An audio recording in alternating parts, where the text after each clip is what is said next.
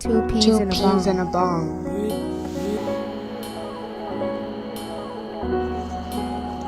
Two peas in a bong. Two peas Two in a peas in a bong. bong.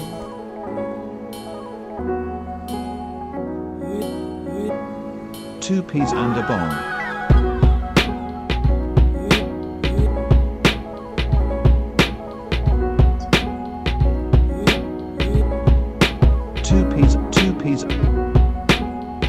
Two peas and a bong. Two peas. Two peas Two in a peas in a bong. bong.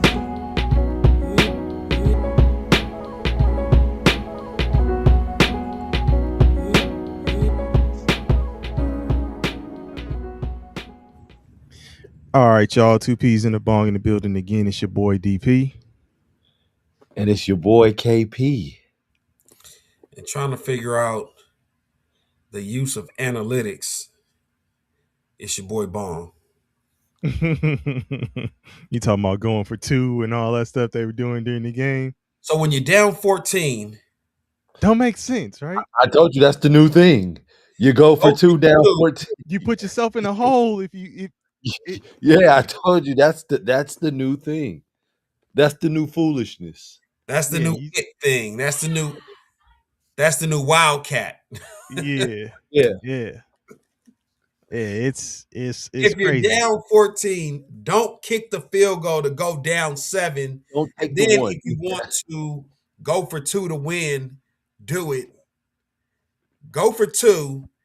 And if you miss it, now you're down 8 and you have to go for 2 again just to Right, tie it. right. Yeah. Man, what the fuck? That's overthinking. Man. Stupid. I'm It's stupid. Hey, It's last time my response was that it's playing for the win, assuming you convert on everything. That's the only sense that it makes. Like it's if playing you convert on this, then you do this, then you do that, and then you're out of there. Especially if you're the visiting team. Like, it's playing Madden, DP. oh yeah, it's Like dumb. like It it's don't make so sense. stupid. I Like don't even know if it's playing Madden. I think it's just playing mad. Like, like you've Yeah, gone mad. yeah, man. It's wild. It's wild. it tripped me out, but it's always a team that's semi-tanking. Yeah, I mean, what else do they have to play for, right?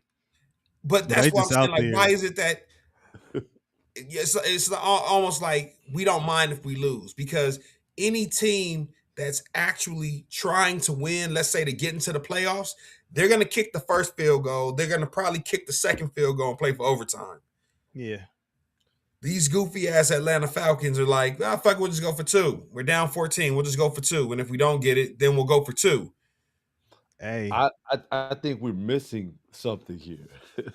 I think the crazy thing is in all these situations when they're down 14, they get a chance to tie the game up. Like, how are they running off 2 touchdowns Hey, in this man. situation? Why does it keep working out like that? Yeah. Miscues by the Bucks and a Dog. combination of miscues and then the Atlanta's defense And played and, and, played and, solid, man. and But then I add in a sprinkle of the refs. Yeah. just sprinkle Just a as they say, Oh, just a dash. On that simultaneous fumble recovery. Absolutely. Even like a few plays prior to that where um Mooney Where Mooney fumbled at the fumbled and at I the see him surrounded by 5 5 or whatever. and they were like, Atlanta ball. I'm like, yo, man. Yeah, cause you know what? Cause Atlanta came out of the pile. pile with the ball, but then the Bucks came out of the pile with the ball on the one with Kirk Cousins, but they didn't give it to him. But yeah, it was crazy. But their defense came through. I sent y'all a message before it happened. I said Tampa Bay about to lose. I think it was like they hadn't even got to the 2-minute warning at that point, but I was like, they about to lose, man. And, go ahead. No, go ahead. Go ahead. The biggest shame of it all, right, is that Atlanta held on to Kirk Cousins for nothing.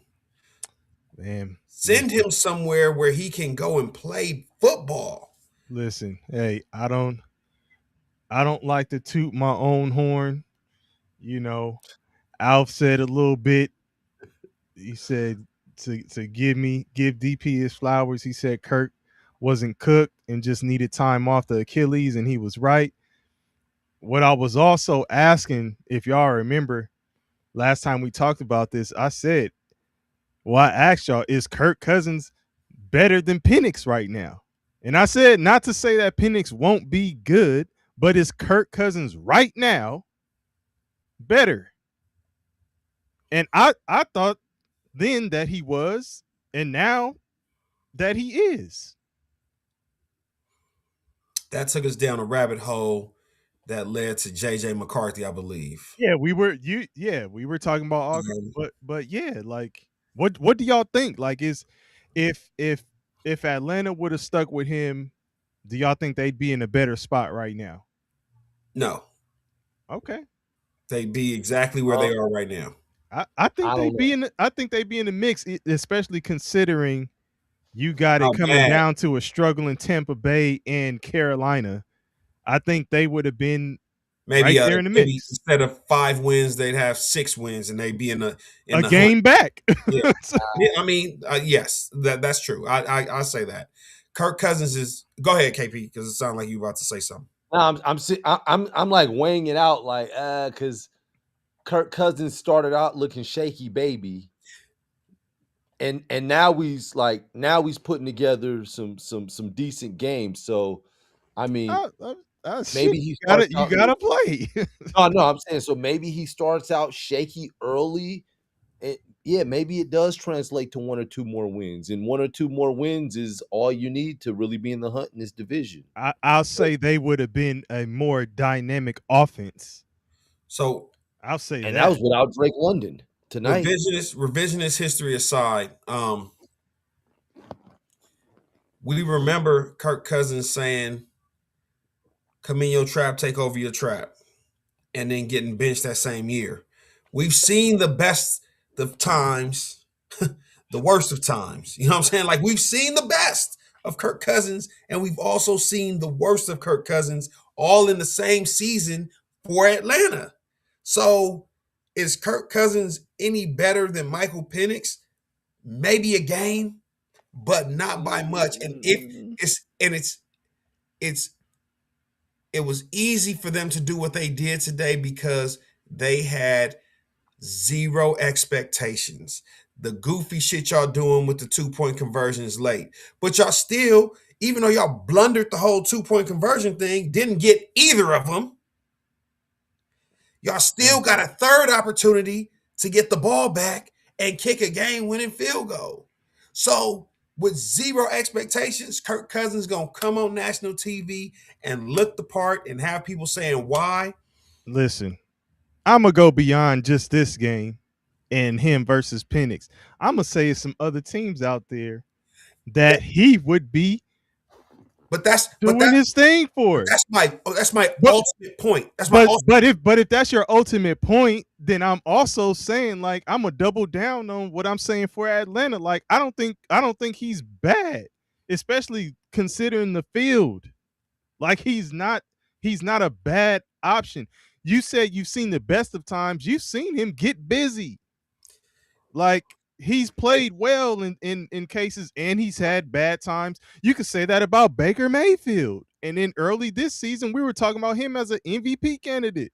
Now people are back to saying, look at Baker Mayfield. He's struggling. Like, what's going on? Like, so, I mean, you could pick a bunch of quarterbacks and say that shit about. I'm saying that Kirk Cousins, it wasn't more than 2 years ago, Kirk Cousins was in a situation where he was throwing to someone that we consider to be top 2, 3 receivers in the league. Yeah.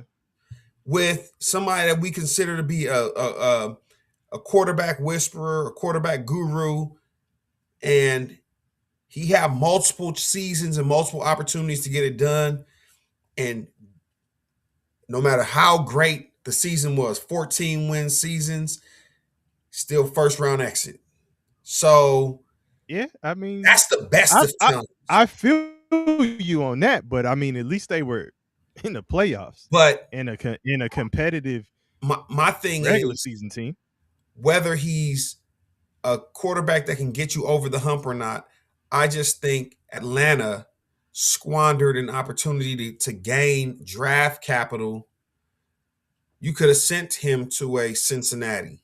You could have True. sent him to a New York Jets. No, You don't that's think that true. he could have got more? Now, ask me, could he have gotten more out of the skill players at New York in New York than Justin Fields or Tyrod Taylor, given the offensive coordinator and the type of offense he wanted to run, right? He wanted a pocket passer, and that's what Kirk Cousins is. I would have loved to see him in New York. You know what I'm saying? If things are falling apart in New York, hey man, trade Kirk Cousins to New York for a couple of years. You know what I'm saying? Clearly they're out on Justin Fields, and clearly New York is going to be in the market for another quarterback this year. I'm Um, just saying from Atlanta's standpoint, it just like the 2-point conversion thing doesn't make sense. The move to get Kirk Cousins, it doesn't make sense to me It did because make sense to get him and then draft because look, didn't they get him well, before? that's what I'm they got him saying. If you first. Huh? They they got him got first. they Yeah, I got was gonna Kirk say, Cousins yeah, first. yeah. Yeah, so I'm saying if you were going to do that, but then turn around and draft a quarterback, so you didn't really give him a chance to me, in my opinion, because I'm saying he was coming off the injury, so he had to figure it out. I hate to keep saying this shit, but I always say like he has to figure out his new body. Like, how can I plant? How do I move? How do I throw this way? And now that he's figuring that out, like, yeah, he's gonna find a rhythm. Like, but you spend the money, you bring him over there, and then you just abandon ship, like, so soon. I'm But I So mean, Atlanta's good for doing that because they did that with Tyler Algiers, with Bijan Robinson. no true. I mean, you know. But DP. the difference in that is you look at Bijan Robinson and he's performing. Like he's got the most yards from scrimmage since what was it? I don't know, 10 years or some shit like that. This dude had what 200 again or almost 200 yards from scrimmage this game. Like you do something. If Penix would have been performing like Robinson, right? And Penix was just blowing it out the water, they'd be like, man, great move by Atlanta. Like, We saw what the Atlanta media thought about Penix when they put his name up on the teleprompter. Took So, that S off and put an S on there. come on, man. Oh man. Guy, hey, Hey. hold on, DP. Hold on. Let me, let me try to make my point. Atlanta drafting Michael Penix is more indicative of the type of league it is, right? It's a monkey see, monkey do type league. There's only a few original teams that do it their way, which is why I can, even though I don't respect it, or even not, let me take that back. Even though I don't like it, I have to respect it the way Dan Campbell runs his program because it's original. It's his thing. You're not going to see another team do it like he did it. He probably cost his team a chance to make it to the Super Bowl the year they played San Francisco, but I'm a win or lose my way. Atlanta essentially tried to follow Green Bay's playbook where they had Aaron Rodgers and drafted Jordan Love in the first round, right? And sat him for what, 3 years behind Aaron Rodgers before he ever saw it down. So they're like, hey, well, shit, it worked in Green Bay. But that's not even what they did. That's what I'm saying. But that's what I'm saying. But so if you don't have the conviction and you don't have the stomach to do that type of to run that type of play where it's like, hey, listen, we're gonna let this guy come along. But as soon as there was rocky waters with Kirk Cousins, they let it go. they bowed to the fan cry to get Kirk Cousins' ass out of there and bring in Michael Penix. So it's it is at the end of the day, it is what it is. But I think they were a victim of trying to do what another organization did. If you had, and again, remember that was like a top 10 pick. I want to say You use 9. that draft capital on top 10, it's supposed to be sure, no doubt Yes, and I'm pretty sure there was another position of need. Right. Another position of need for sure. It is what it is, man. Who the fuck am I? What do I know? And then on the other side of the ball, man, the gate. Excuse me. I think on one hand, it was good to see Baker Mayfield with all his weapons back. Mm-hmm. First time he's had Mike Evans, Abuka, and Mike Evans looked like he was ready. But and guess what?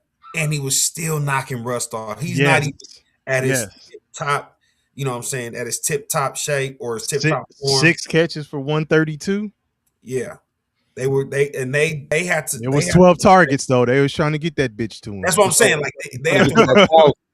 I'm trying to get to that 1,000, baby. Yeah, they had to knock the kick. They had to knock the kinks out. But and then you had didn't you have Jalen McMillan back who missed? He had a broken neck earlier in the year. Yeah.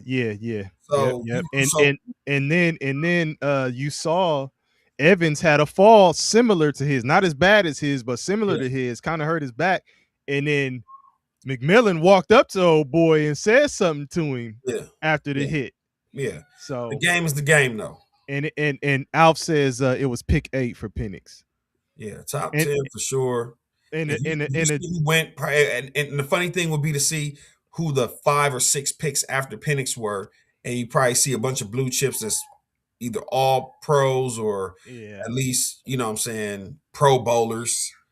And then Alf was addressing the 2-point conversion situation. He said Atlanta's analytics said go for 2 because they didn't think they get the ball back twice, and they wanted to go for the win. That doesn't excuse the first one. Yeah, because that was early. Excusable. When you're down 14, get the 7. Now, if you get the ball back and you're down 7 and you want to go for 2 to win by 1, great. Because guess what? Let's say you had all timeouts, and you're above the 2-minute warning. Like it's so. Because check this out. Here's the thing about analytics. The stupid thing about analytics. You're down 14. If you go for it twice and you get both of them, you're up 2.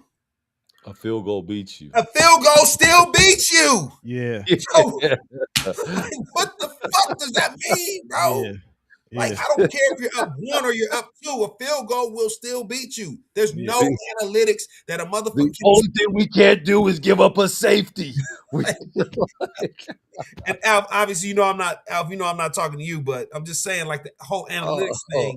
Like, the first one, kick the field goal. The second one, do what you will. But it's not giving you a 3-point advantage if you go for 2 twice and get it both times. And I even say just kick the extra point on both. because you fight back to tie the game, especially if you're down and you come all the way back and you fight to tie it, and then you just go for 2 and you lose like that. Like, you see your boy Brandon Hallam from the top rope. He said, "Here's the thing about analytics: it starts with anal."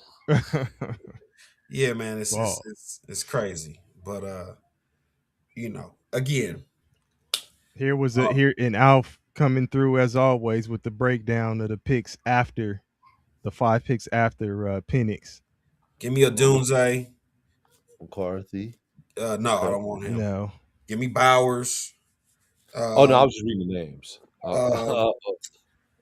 Nah, Man. but they didn't need. Well, nah, they didn't need Bowers. Shanu is having a kind of up and down career so far, but he's you know, as O lines will go, he's doing decent.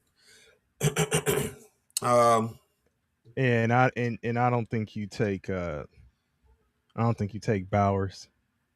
You can't. You got, shout out to Which was KP. yeah. It was a sighting, right? I'm gonna call him KP. Yeah, been waiting. He got busy. And the He's funny the fourth thing tight is, end in I NFL think history for that. I think he's a free agent at the end of the year. KP. Yeah. Ah. And there's been a lot of discussions about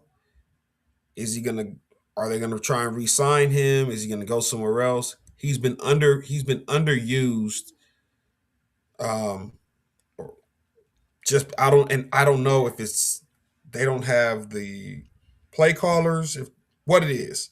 Because what he did tonight, he should be able to do on a regular basis, especially when you have Drake London on the other side, Bijan Robinson is a threat, Tyler Algier is a threat. Kyle Pitts is 6'6". Yeah. Kyle Pitts is like, it was Penix. No. Penix, a problem. He was having issues with Kirk Cousins. Kyle Pitts had a 1,000-yard season his rookie year. Everybody said the sky's the limit, and he ain't been the same since. It ain't Penix. All is forgiven. Blaming that. No. We will not. Well, he got injured. He got injured in his second season. He's looking at Kirk Cousins. All is forgiven. Like, nah, Kirk's not the problem. He got injured in his second season, though. So that was kind of the fall off there. He had to bounce back, but I hear you. Scotty boy in the building. Let's go, Pitts, baby. Got him on his hey, what y'all think about that call? Was it a touchdown? Pitts? It was ass to the elbow, pause. It was bang bang. Yeah. You know what I'm saying? Head, shoulder, knees, and toes. Yeah, I ain't mad at the ref, especially in real time. That's actually a decent call real time. Alf, I'm with you 1,000%, Alf. And shout out to those that made it to the fantasy football playoffs. We will discuss on Sunday because some folks are going home this week. But I'm with you 100%, Alf. Fuck the Bucks play caller who keep giving it to Sean Tucker, trying to throw fade balls to Mike Evans on the goal line, to where your boy Bucky Irving gets 0 goal line carries. It's we talked about the Cleveland Browns and how, I sent y'all a post about how, I think Emmitt Smith said something along the effects of coaches with their egos, they can either help a player or hurt a player. I like the coaches that want to see their players excel. I will never, ever shade Sean McVay. You can't tell me that Sean McVay doesn't realize that Matt Stafford has an opportunity to win an MVP, and he's not going out of his way to call plays to highlight and put Matt Stafford in positions to throw 3 to 4 touchdowns a week. Like, that is great coaching. I don't care that you don't care about my fantasy football team, you bum-ass coach. Give your best players the football so that they can make it work. Like, I think Sean McVay's robbed Kyron Williams out of quite a bit of touchdowns. This season. You just mad that they giving Corum some love, man. They trying to not get just Corum, it's the fade route offense in.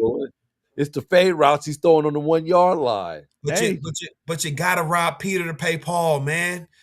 You got to. Hey, Peter, look that way. Hey.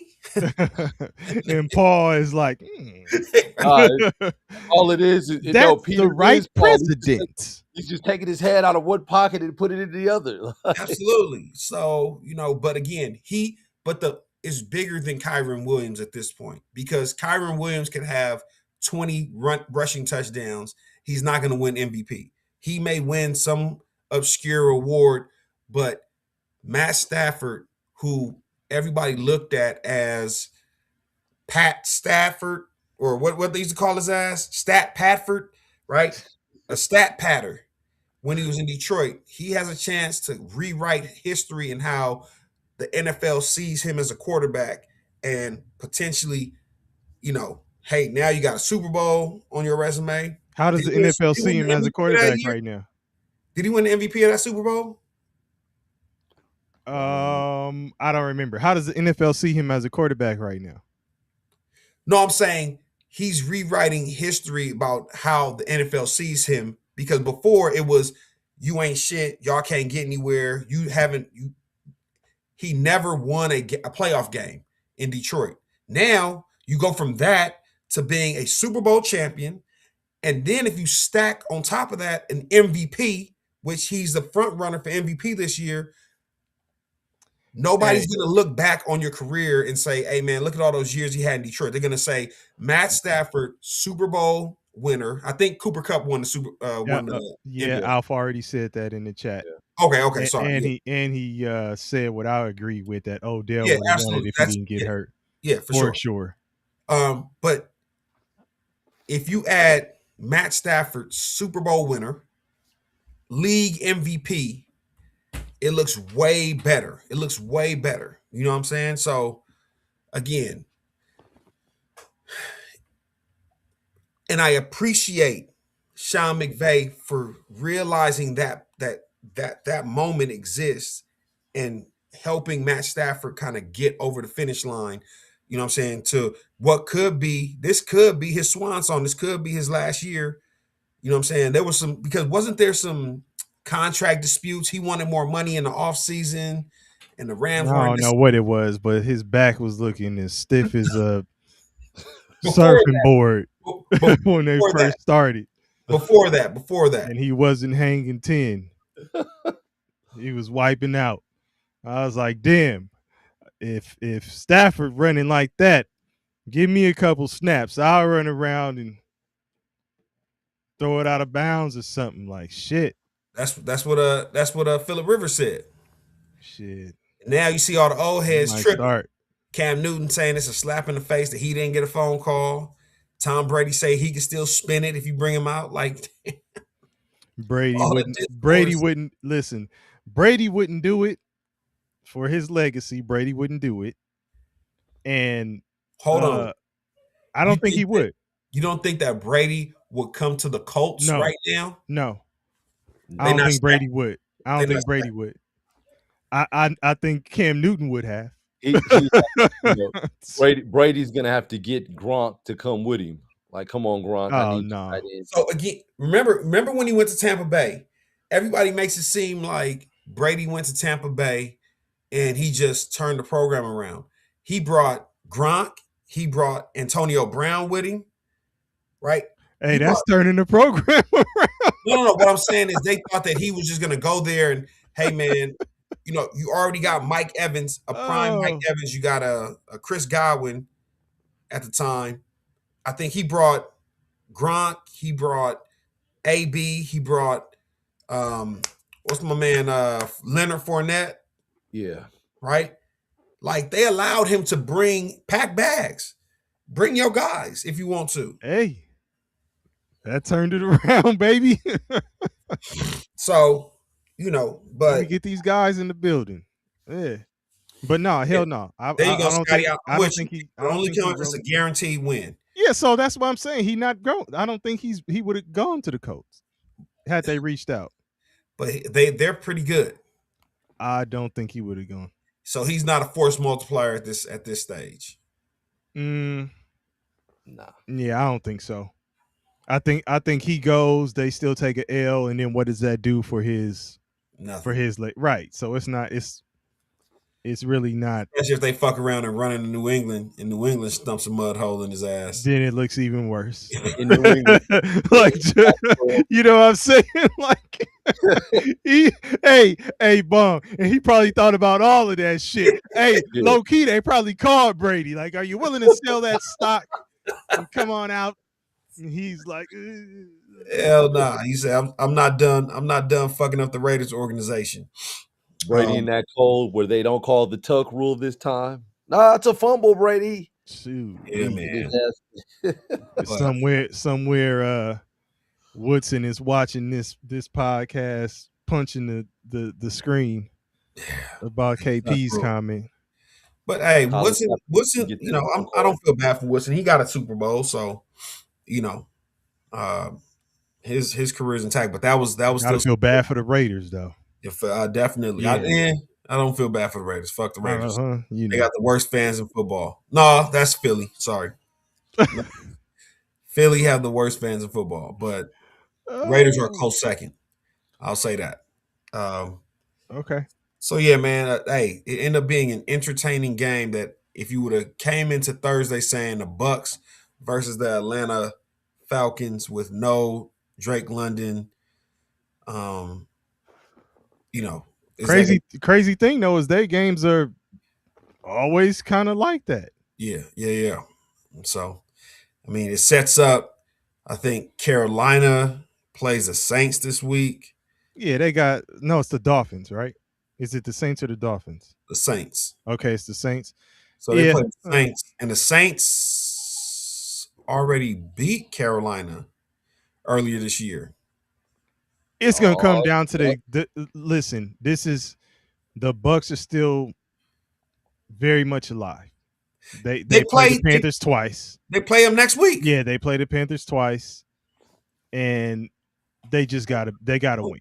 But what I'm saying is, yeah, this is definitely the winner of the division is the only team that's getting in. Oh yeah.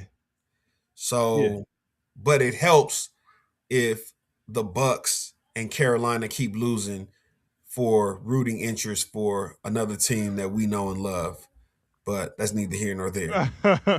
Lando from 910. Yes, sir. From Carolina, right? Yes, sir. Okay, so What up, shout out to Lando? him. He said the Panthers suck. Lando was good with it. Damn, Mr. 910. Panthers suck. That's my oldest, man. Hey, I figured that was Orlando. He know, Hey. man. He from Oh. Carolina. Yeah. Okay. Shout out to Orlando. Yes, indeed. So he ain't a Panthers fan, I take it. Well, he is he be rocking with the team with the players. So Okay. he a Saints fan. He a Saints fan. He fuck with the Saints. But he got a relative, he got a cousin that played for the Rams. So by default, he's a Rams fan, and he's in LA, so shit. Okay. Works, you know what I mean? So it's a good year to be a Rams fan. All right, Lando. Yes, Shout out to your mini squads, man. To take a pick. They- You know, one of them's in it, so roll with that one. The But- Rams. Man, we'll be back on this thing on Sunday, man. We just wanted to recap the Thursday night game real quick. And appreciate y'all for rocking with us. KP, if you want to get us up out of here with your multiple exits. Shout out to y'all. Appreciate y'all. 2 P's in the bong.